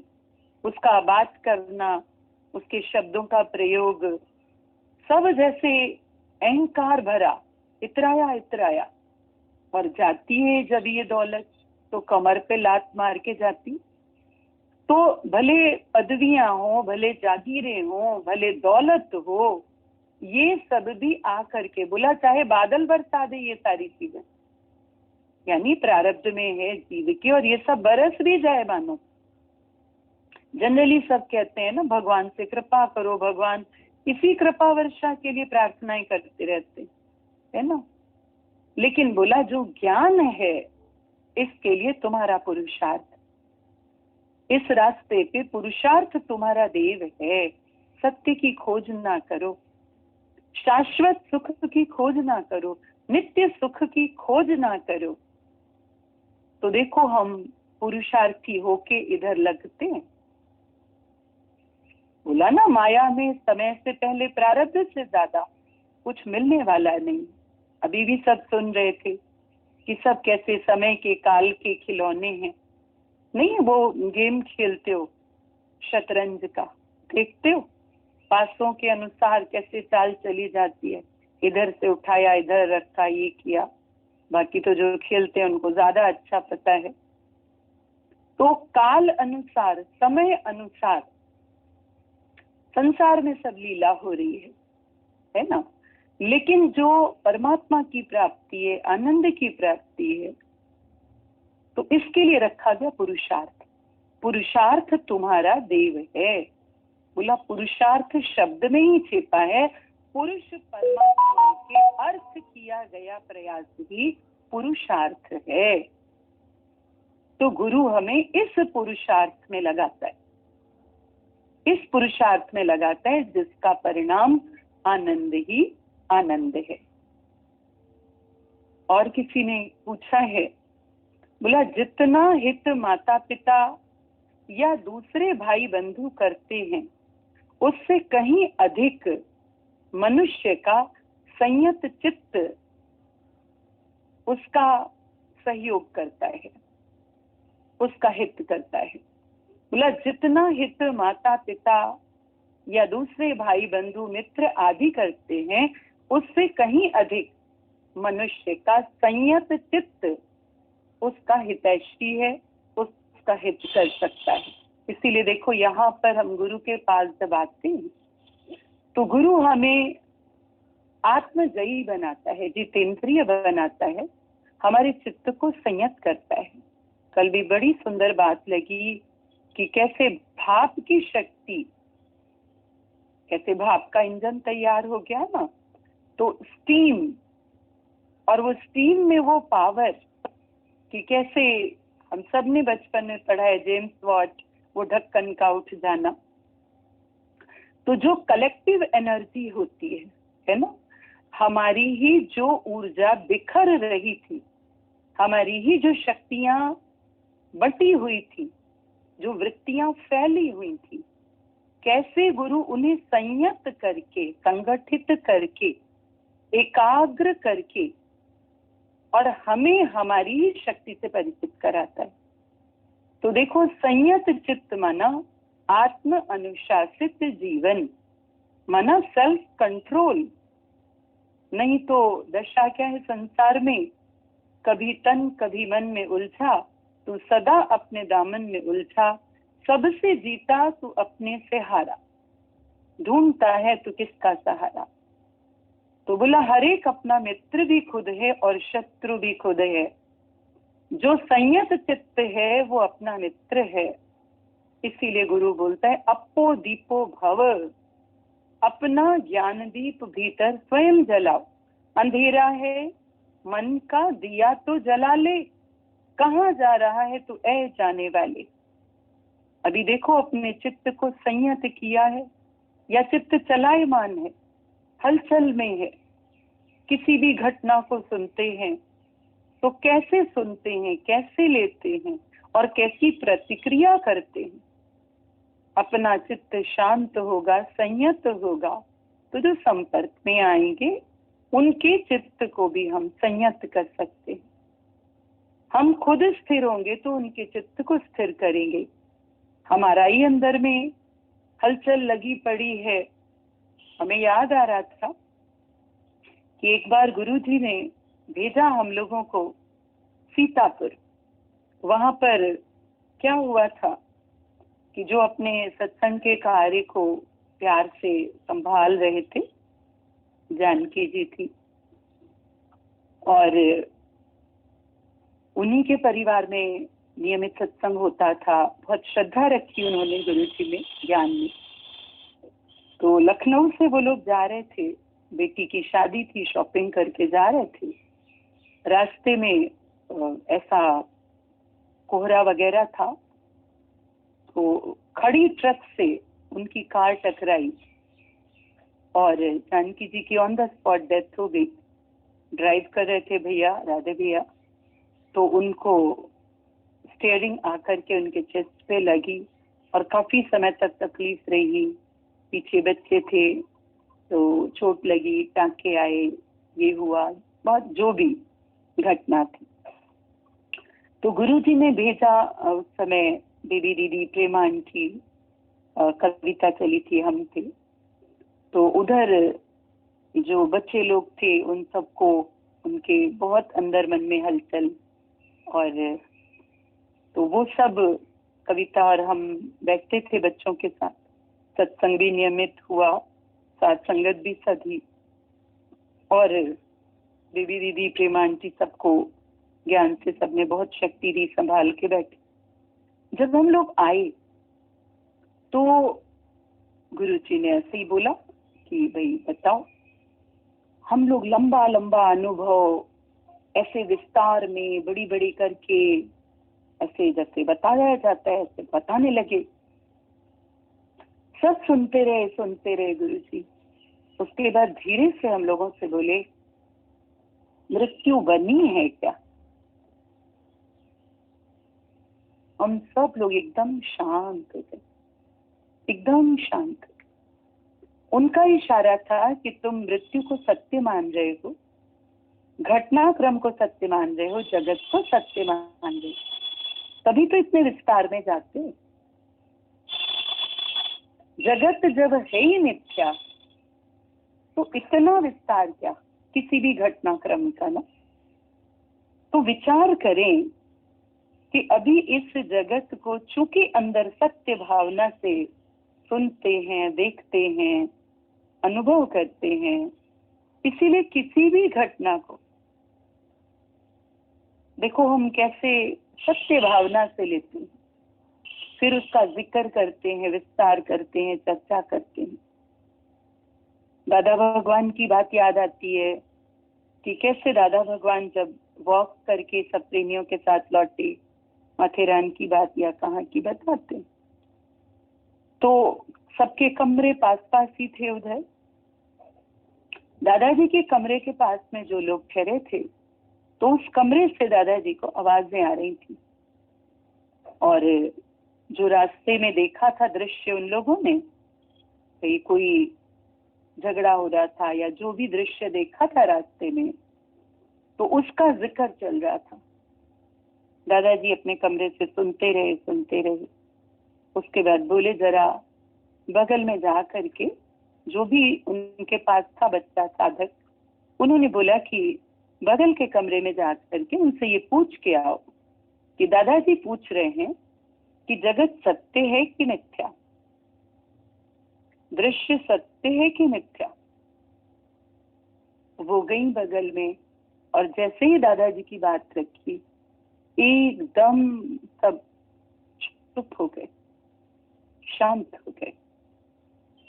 देखो कैसे पूर्ण गुरु, जहां से जो मूल जड़ है अज्ञान की ना, वहां पर काम करता है, और जगत के मिथ्यात्व को पक्का कराकर उसके दृश्य से, शब्द से, उसके सब प्रकार के परिवर्तन से हमारे मन को निकाल देता है। अभी भी गीता भगवान बोल रहे थे, तुम्हारे यहाँ शादी होगी, हम आएगा, नई साड़ी पहन के आएगा, हम अच्छे से पार्टी खाएगा, हम करेगा। हाँ, कह रहे थे तुम्हारे पास कोई गमी होगी तो हम रोएगा नहीं। अब मतलब ये नहीं कि कोई गुरु को हमारे दुख सुख से प्रयोजन नहीं होता, लेकिन वो हमारा संतुलन बनाता है। यही सच्ची सहानुभूति है। वो हमें ऐसा तैयार करता है कि तुम किसी भी परिवर्तन में विचलित नहीं हो। भले ही वो ऐसा नहीं कि हमें जंगल का वासी बनाता है, जहां पर भी प्रकृति ने रखा है भले उधर रहो, जैसी भी लीला है भले होए भी, लेकिन अंदर से ये जांचते रहना कि तुम्हारे सुख का आधार संसार तो नहीं। कितना स्पष्ट बताया, विवाह होता रहे और बाजू में जो बैठा है पति या पत्नी रूप में, स्त्री पुरुष जो भी, बोला अपने से पूछो कि है तो शरीर सबका क्षणभंगुर, अभी चला जाए तो चित्त स्थिर रहेगा। कैसे वो गुरु नानक देव की बात बताते हैं, जो रटन पे निकले हुए थे और उस समय उनके साथ 2 भक्त थे। तो एक घर में बड़ी शहनाइयां बज रही थी, खुशियां हो रही थी। तो एक भक्त जो साथ में होते हैं साधक, तो कभी जिज्ञासा, तो कभी प्रश्न, तो कभी संशय, तो बातचीत करके उसकी निवृत्ति करते हैं। तो भक्त ने उनके पूछा, शिष्य ने बोला आप कहते हैं संसार में सुख नहीं है, लेकिन आप देखो वहां तो देखो शादमाने हो रहे, खुशियां की जा रही, और इतने बैंड बाजे, ऐसे सब देखो नए कपड़ों में सजे संवरे, पार्टी शादी, तो कैसे नहीं सुख है। वो शांत रहे। फिर वहां से उस पेड़ के नीचे जहां वो बैठे थे वहां से आगे बढ़ गए, और जब उसी तरफ से वो लौट रहे थे रटन के बाद, तो उसी घर से रोने की आवाजें आ रही थी। बल्कि वहां से 2 लोग निकल के इनके पास आए जहां ये पेड़ के नीचे बैठे थे, प्रार्थना करी कि आप कोई संत हैं, कोई गुरु हैं, ऐसे शांति की किरणें आपके ऐसे चेहरे से झलक रही हैं। हमारी प्रार्थना है कि आप थोड़ा समय इस परिवार को दें, घर चलें और सबको शांति दें। जैसे आग लगी पड़ी है। तो बोला क्या हुआ है?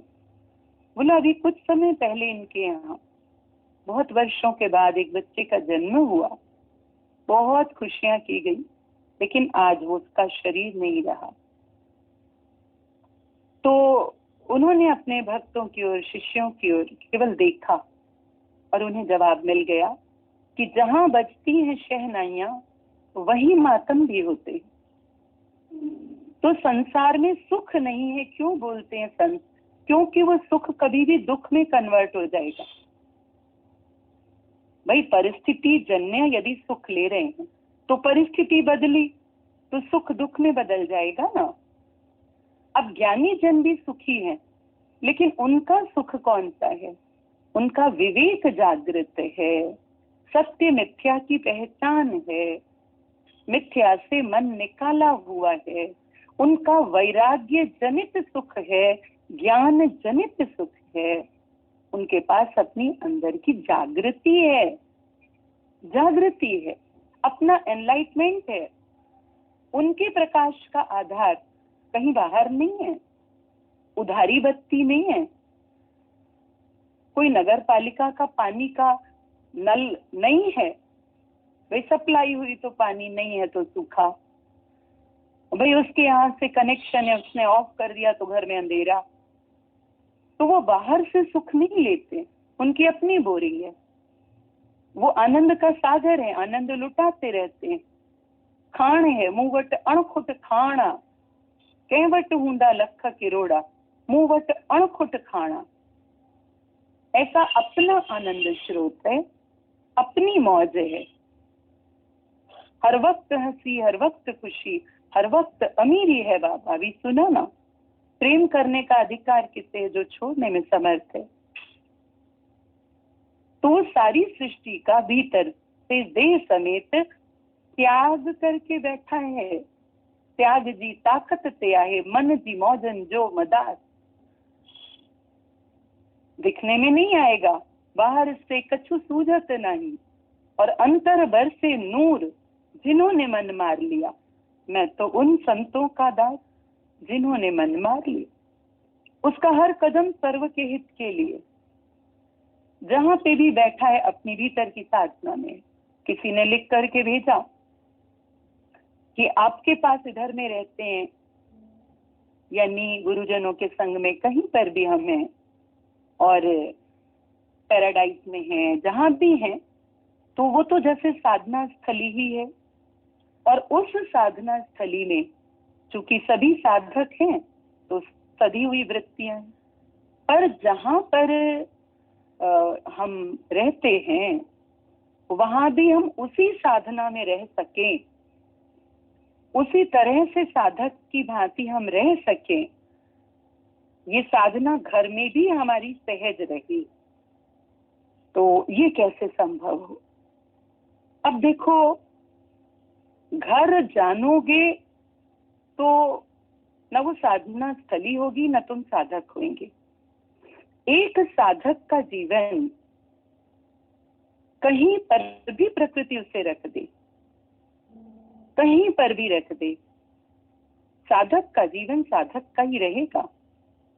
और कोई भी स्थली उसके लिए साधना स्थली ही होती है। अभी चित्त के संयत होने की बात चल रही थी ना, तो देखो कछुए का मिसाल, लोग कहते हैं घर में कछुआ रखना शुभ है, और गुरु ने क्या बोला, घर में कछुए की तरह रहना शुभ है।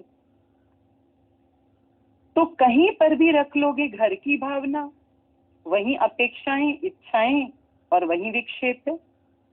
और कहीं पर भी रख लोगे तुम पैराडाइज की भावना, तो वहां तुम्हारी साधना सहज है। ये तो तुम्हारे दृष्टिकोण पर है, तुम्हारी भावना पर है। तो कछुए के जैसा जीवन जितेंद्रिय, देखो उसकी पीठ पे इतना बड़ा मंथन हुआ, समुद्र मंथन, यानी इतनी शक्ति तुम्हारे में, पर कब जब संयत चित्त हो। तो आत्म अनुशासित होना, संयत चित्त होना, साधक होना, तो तुम्हारी सुजागी पे निर्भर करता है। नहीं तो पता लगा परिवेश में जब साधना है, साधक हैं, उनके मध्य तुम भी साधक हो। ये तो ऐसे ही हुआ कि जैसे दिया बुझा दिया तो बिल्ली जो थी वो चूहे पे झपट पड़ी, और जब तक दिया जल रहा था तो बिल्ली तो प्योर वेजिटेरियन बनी पड़ी थी। पर गुरु ज्ञान का दीपक मन मंदिर में हर वक्त जलाना पड़ता है। जरा नजरें झुकी या गफलत हुई तो चहुं ओर सभी ने घेर लिया। कौन घेरेगा? सभी कौन? सभी मना कौन? कमजोरी के विचार, गिरे हुए विचार, संशय, भरम, ख्याल, ये सब इतने घेर लेंगे ना। तो अपनी सुजागी रखो। अभी किसी ने सुना है, एक चुटकुला ही है लेकिन अच्छा लगा। बोला डॉक्टर के पास रमेश गया और जा करके उसने बात की डॉक्टर से। बोला मुझे जो रोग है आप उसका इलाज करेंगे? बोला बताओ। बोला मुझे भय लगता है। बोला अच्छा, कैसा भय? बोला मुझे रोज रात में ये लगता है कि मेरी खाट के नीचे चोर बैठा है और मैं ठीक से सो नहीं पाता। तो डॉक्टर ने बोला फिर इलाज कराना चाहते हो? बोला इसीलिए आया हूँ। तो बोला 6 महीना लग जाएगा। अच्छा 6 महीना? अच्छा हर महीने का खर्च कितना होगा इलाज में? बोला यही कोई 5-6 हजार। तो रमेश चला गया और कि विचार करूंगा डॉक्टर साहब। अब एक दिन सुबह टहलने के समय डॉक्टर साहब सामने से दिख गए और इधर से। अब वो पूछ बैठे रमेश तुम आए नहीं क्लिनिक में, तुमने तो कहा था ट्रीटमेंट के लिए। उसने कहा जी हो गया। हो गया? किस डॉक्टर ने किया, कैसे हुआ? बोला जी मेरे मित्र ने कर दिया। बोला अच्छा, और फ्री में कर दिया? बोला अच्छा। तो पूछ बैठे भाई कैसे, क्या किया?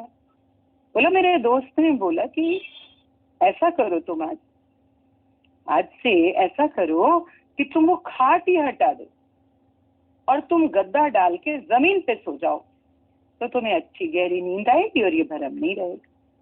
अब देखा जाए तो हंसी आ रही होगी सुन के, है ना, बात भी हंसी की है, चुटकुला है, पर सिद्धांत अंदर से आया, बहुत अच्छा लगा कि सच्ची बात है। ना जाने कितने चोर इसी देह अध्यास की खाट के नीचे छिपे, इसी देह अध्यास की खाट को ही गुरु ने उठवा दिया। अब इसके बाद किसी प्रकार का भय नहीं, किसी प्रकार का भय नहीं। नहीं तो ऐसे भय के जो ख्याल हैं ये हमारी शांति की चोरी कर रहे हैं, शक्ति की चोरी कर रहे हैं, कितनी प्रकार से हमें हानि पहुंचा रहे हैं। तो तथा कथित दुनिया में जो सहयोगी हैं, काउंसलर्स हैं, डॉक्टर्स हैं, या मानो और भी लोग हैं, तो बड़े बड़े इलाज, भाई ये होगा, ये करेंगे, कितना खर्चा, कितना ये। और यहाँ पर देखो सच्चा गुरु क्या करता है, तू ये देह नहीं, तू है आत्मा, तू तो सतचित आनंद रूप है, तो जीव और जगत की सत्य भावना की खाट ही उठा दी, आराम से पांव पसार के सो। तू ही नहीं तेरा सब कुछ क्या, और तू ही नहीं तो तेरा दुख सुख क्या। इंद्रजाल है ये संसार, सत्य रूप तेरा प्यार ही प्यार। रह जाता है ज्ञानी का जीवन यज्ञमय, प्रेममय, ज्ञानमय, सर्व के हित में। अभी किसी ने ऐसे ही शंका रखी कि भाई श्याम भगवान, मीरा भगवान यज्ञ कर रहे हैं, तो ब्रह्मज्ञानी जनों को किसी अनुष्ठान की क्या आवश्यकता है। तो ये सच्चाई है कि उसको न इच्छा है न आवश्यकता है, लेकिन तुम्हारे ही भाव, तुम्हारे ही संकल्प उससे लीला कराती है। बाकी तो वो खुद ही यज्ञमय है, उसका ही तो एक एक श्वास निष्काम है ना, उसकी तो एक एक श्वास निष्काम है। वो बाहर से मानो तुम में से किसी के भाव को पूरा करने के लिए यज्ञ करता भी दिख रहा है, तो वो यज्ञ तो प्रतीक मात्र है, जिसके तो एक एक शब्द से आशीर्वाद बहता हो, जिसका एक एक क्रियाकलाप सर्व के हित में हो, जो सारा समय सर्व के हित के चिंतन में हो, जिसका कोई मैं मेरा ही ना बचा हो। तो जो स्वयं यज्ञ की अग्नि है, पवित्र अग्नि है, यज्ञमय है, जिसके संपर्क में आते ही हमारा अज्ञान स्वाहा हो जाता है, हमारे विकास स्वाहा हो जाते हैं। देखो हमारा होना पड़ा, हमारा देह अध्यास, तो बाहर से कोई उसे किसी अनुष्ठान, किसी यज्ञ की आवश्यकता थोड़ी है, लेकिन किसी का भाव होगा। वे आप यदि बोले सर्वे भवन्तु सुखिनः, तो उसका ज्यादा फल है, सबके हित में आप ये आहुति डाल दें, तो किसी के भाव ने लीला करवा भी दी मानो, पर उस लीला के पीछे भी रहस्य क्या है, सर्व का कल्याण। कोई निजी स्वार्थ की पूर्ति के लिए किया गया अनुष्ठान तो नहीं है ना। और आजकल तो सब तरफ देखो, कहते हैं वातावरण की शुद्धि के लिए अग्नि में आप ये चीजें डाल करके प्रज्वलित कर दें, चाहे कोई कास्ट क्रीड से मतलब नहीं, कोई धार्मिक अनुष्ठान के रूप में भी भले ना करे। हमारे यहाँ तो इसलिए सब कुछ धर्म से जोड़ा कि हम और शुद्ध भावना से करेंगे, पवित्र भावना से करेंगे। और बाहर की तो अग्नि और बाहर का यज्ञ तो वातावरण को जो शुद्धि देगा ही देगा, पर चिंतन पवित्र होगा तो भाव यज्ञ भी होगा, संकल्प यज्ञ भी होगा, है ना। तो इन बातों में जाकर के ऐसे संशय भ्रम के शिकार नहीं हो। साधारण किसी का कर्म और ब्रह्म ज्ञानी के द्वारा हुई लीला, दोनों में बहुत अंतर होता है, दोनों की भावना में, दोनों के उसमें बहुत अंतर है। हमारे भावों के अनुसार कितनी लीलाएं उनके द्वारा होती। देखो कभी तुम शादी में बुला के ले जाते हो, कभी कुछ, कभी आप सिर पे हाथ रख दो हम निश्चिंत हो जाएं, कितनी लीलाएं आप करवाते हो। हालांकि वो सच भी सुनाता है कि सब समय से होगा, हुक्म से होगा, इन बातों में कुछ नहीं रखा, पर फिर भी तुम्हारे भावना की पूर्ति के लिए कई बार उसके द्वारा लीला भी होती। तो कहीं उलझो नहीं जा करके, ठीक है ना। तो बहुत हम लोगों का ये सौभाग्य है जो ऐसी सुलझी समझ, ऐसा पूर्ण ज्ञान, ऐसा ब्रह्म ज्ञान, ऐसा वेदांत लेकर के गुरु हमारे जीवन में प्रकट हुआ है। कैसे ये अमृत कलश जो इतने मंथन के बाद निकला वो हम सबको पिला रहा है। हमें तो लगता है कि देव भी वही बनाता है। देवों को अमृत पिलाया था और असुरों को मदिरा, तो हमें तो लगता है हम सब को मनुष्य से देव भी वही बनाता है और फिर ये अमृत पान भी वही कराता है। ऐसा प्रेम का स्वरूप लेके आता है, मोहिनी स्वरूप लेके आता है। तो बस मन शुक्राणु में ही भीगता रहता है। ऐसी तो सिंह गर्जना जब गीता भगवान के श्रीमुख से इतना खुला हुआ सच सुनते हैं, ऐसे भजन सुनते हैं भक्ति में भीग के, मैंने ऐसा सतगुरु पाया, रोम रोम खिलाया। कभी इतने जागृत करने वाले कि साधु चुपका है संसारा, तो कभी बस मौज ही है, आनंद ही है, रस छलक पड़ा है गगन से, तो कभी तुझ बिन कोई दूजा नहीं। अनंत अनंत भजनों के माध्यम से, वाणी के माध्यम से, पत्रों के माध्यम से कैसे अहरनिश हम सब पे जो कृपा बरसी है, जो बरस रही है। कहाँ तक शुक्राने गा सकते हैं ना, कहाँ तक महिमा गा सकते हैं।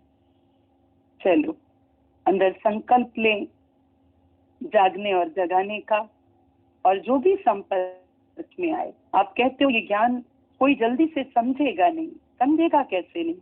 हम दादाजी के जैसी मेहनत नहीं करते। देखो वो किसी नए को भी हॉस्पिटल में मिलते थे तो लगातार लगातार उसके साथ मेहनत करके उसका वहां तक लेवल ले जाते थे कि वो स्वयं को जाने कि वो आत्मस्वरूप है। ये निरंतर निरंतर श्रम का परिणाम था, क्योंकि है तो ये सच्चाई ना, ये तो अकाट्य सत्य है कि है ही चेतना शक्ति, है ही परमात्मा। बिलीव इट और not, you are already God. ये तो अकाट्य सत्य है ना। पर इस सत्य में जब पहले अपनी निष्ठा होगी तो उसी निष्ठा के आधार पर यह सत्य किसी को आप निश्चय में पक्का करा सकोगे। ठीक है? तो अक्सर ही सब बोलते हैं कैसे ये ज्ञान पक्का कराएं, भले ही छोटे छोटे लेवल से सुनाते सुनाते, और उनको जा करके उनके अपने घर में विश्राम कराओ कि तू अपने घर में जरूर आ जा और खुद ही के बदले खुदा को पा जा। ठीक है? हरिओम। आगे प्रसाद लें।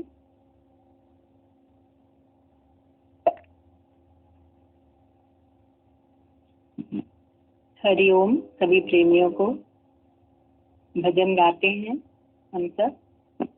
कुछ ऐसी करनी करते में फिर जन्म न बारंबार मिले, माया तो बहुत मिल जाएगी, गुरु ऐसा हर बार मिले। कुछ ऐसी करनी कर प्रेमी फिर जन्म न बारंबार मिले, माया तो बहुत मिल जाएगी, गुरु ऐसा कहाँ हर बार मिले। एक एक वस्तु से प्यार किया किया, प्यार कभी ना ईश्वर से। एक एक वस्तु से प्यार किया किया, प्यार कभी ना ईश्वर से। तो जन्म जन्म से बिछड़ा है अपने ही पिता परमेश्वर से। तो जन्म जन्म से बिछड़ा है अपने ही पिता परमेश्वर से। मुक्ति तो तेरी जो सतगुरु तारन हार मिले, मुक्ति तो तेरे द्वारे बैठी, जो सतगुरु तारन हार मिले। माया तो बहुत मिल जाएगी, गुरु ऐसा कहाँ हर बार मिले। क्यों भरम ने तुझको घेरा है, ना तेरा है ना मेरा है। क्यों भरम ने तुझको घेरा है, ना तेरा है ना मेरा है। सामान बटोरा वर्षों का दुनिया एक रैन बसेरा है। सामान बटोरा बरसों का दुनिया एक रैन बसेरा है। तेरा क्या है तू क्यों सोच रहा, चाहे जीत मिले या हार मिले। तेरा क्या है तू क्यों सोच रहा, चाहे जीत मिले या हार मिले। माया तो बहुत मिल जाएगी, गुरु ऐसा कहाँ हर बार मिले। प्रभु की करुणा अब हम पे हुई, जो साथ प्रभु का पाया है। प्रभु की करुणा अब हम पे हुई, जो साथ गुरु का पाया है। गुरु ने कृपा कर मन में मेरे ये ज्ञान का दीप जलाया है। गुरु ने कृपा कर मन में मेरे ये ज्ञान का दीप जलाया है। तुझ अर्जुन को मुक्ति देने, गुरु कृष्ण का बन अवतार मिले। तुझ अर्जुन को मुक्ति देने, गुरु कृष्ण का बन अवतार मिले। माया तो बहुत मिल जाएगी, गुरु ऐसा कहाँ हर बार मिले। कुछ ऐसी करनी कर प्रेमी, फिर जन्म न बारंबार मिले। माया तो बहुत मिल जाएगी, गुरु ऐसा कहाँ हर बार मिले। गुरु ऐसा कहाँ हर बार मिले। हरिओम। थैंक यू सभी प्रेमियों को।